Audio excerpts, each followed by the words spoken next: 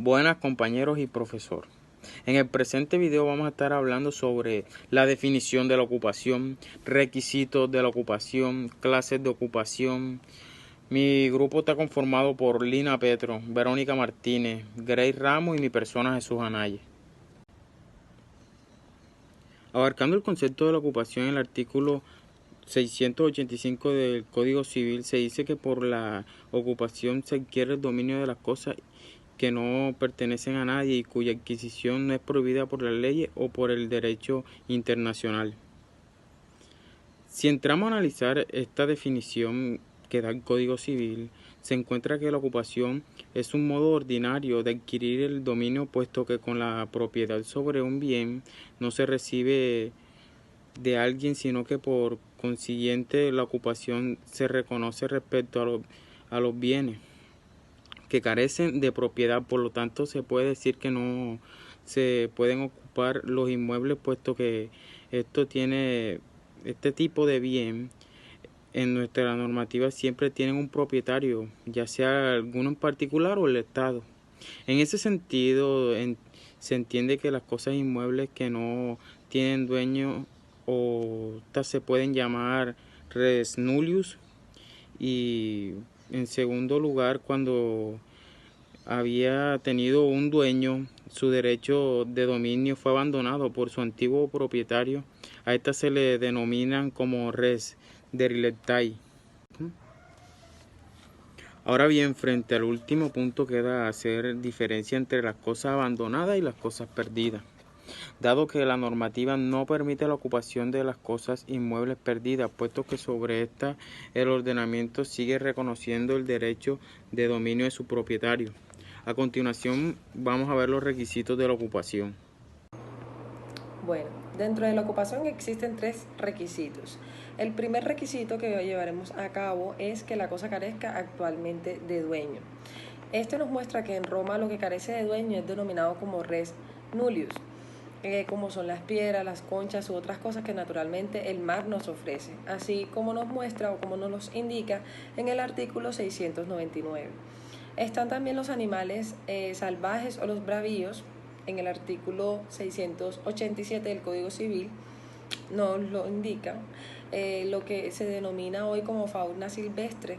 De igual manera, estipulada en el decreto 2811 de 1964, artículo 282 de 1964, artículo 249 y ley 84 de 1989.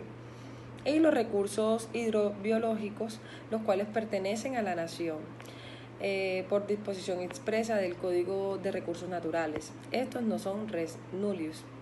El segundo requisito que está dentro de la ocupación es la presión material con intención adquirida. Esta puede ser real o presunta. La real es cuando el ocupante toma la cosa en su poder, y la presunta es cuando se realizan actos que indiquen que tienen potestad de este, cuando se va a adquirir algo, ¿sí? Que indiquen que se va a adquirir algo. El ocupante necesita voluntad natural para adquirir cierta cosa, cierto bien, de lo cual carecen las personas o los menores de 7 años y los que están dementes. Esto está estipulado en el artículo 784 del Código Civil. Bueno, en tercer lugar tenemos que la ocupación esté permitida por la ley. Este nos habla de que las tierras existentes en el territorio nacional que no tienen dueño son bienes de propiedad de la nación. Estipulado esto en el Código Civil del artículo 675, como lo son los baldíos y los vacantes. Si se admite que los bienes baldíos no son res nullius, ni las cosas abandonadas por su dueño, sino bienes. Bueno, dentro de la ocupación existen 3 requisitos. El primer requisito que llevaremos a cabo es que la cosa carezca actualmente de dueño. Esto nos muestra que en Roma lo que carece de dueño es denominado como res nullius, como son las piedras, las conchas u otras cosas que naturalmente el mar nos ofrece, así como nos muestra o como nos los indica en el artículo 699. Están también los animales salvajes o los bravíos, en el artículo 687 del Código Civil nos lo indica, lo que se denomina hoy como fauna silvestre. De igual manera, estipulada en el decreto 2811 de 1964, artículo 249 y ley 84 de 1989. Y los recursos hidrobiológicos, los cuales pertenecen a la nación, por disposición expresa del Código de Recursos Naturales. Estos no son res nullius. El segundo requisito que está dentro de la ocupación es la presión material con intención adquirida. Esta puede ser real o presunta. La real es cuando el ocupante toma la cosa en su poder, y la presunta es cuando se realizan actos que indiquen que tienen potestad de este, cuando se va a adquirir algo, ¿sí? Que indiquen que se va a adquirir algo. El ocupante necesita voluntad natural para adquirir cierta cosa, cierto bien, de lo cual carecen las personas o los menores de 7 años y los que están dementes. Esto está estipulado en el artículo 784 del Código Civil.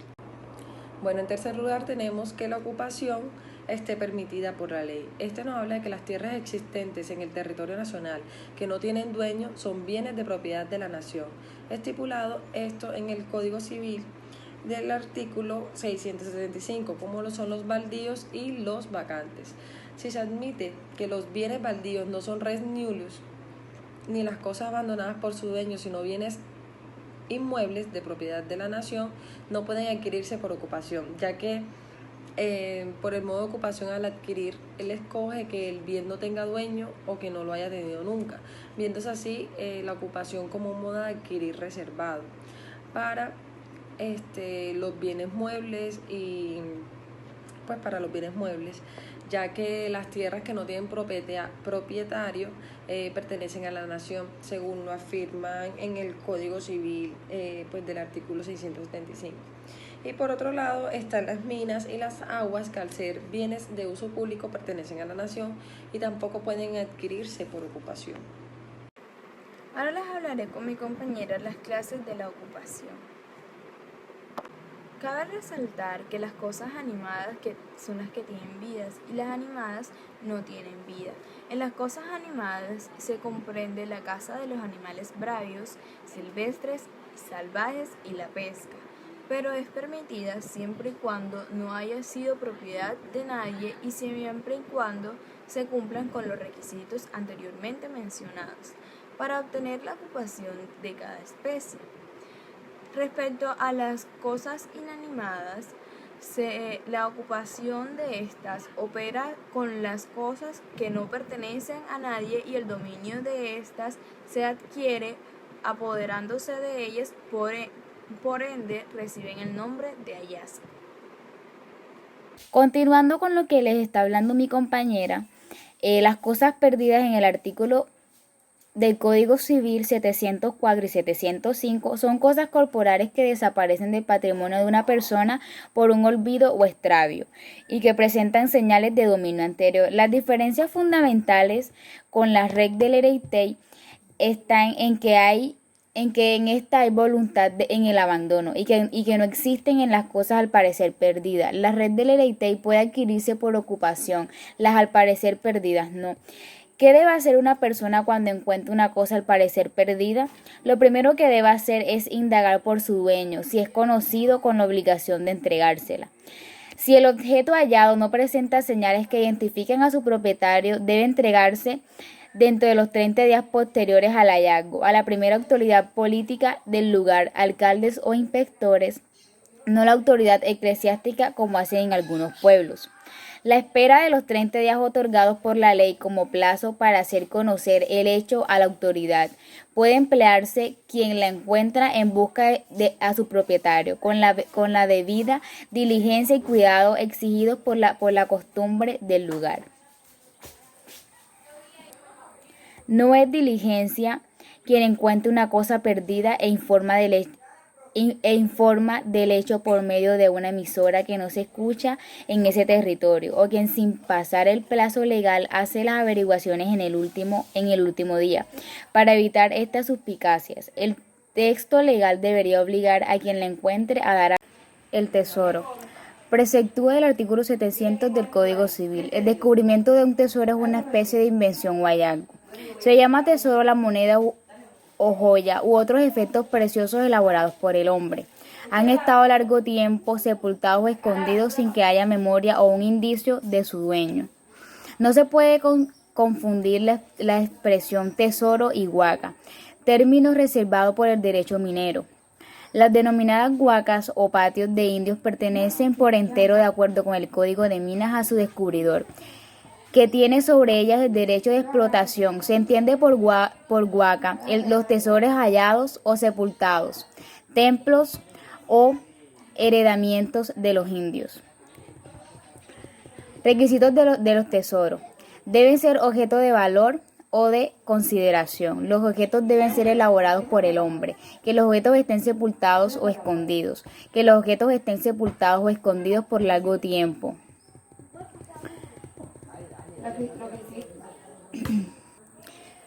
¿A quién pertenece el tesoro? Si el tesoro se encuentra en terreno ajeno, se dividirá por partes iguales entre el dueño del terreno y la persona que haya hecho descubrimiento.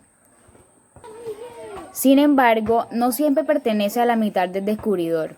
El indicio segundo del artículo 701 afirma que el descubridor tiene derecho a su porción cuando el descubrimiento es fortuito o se ha buscado con consentimiento del dueño.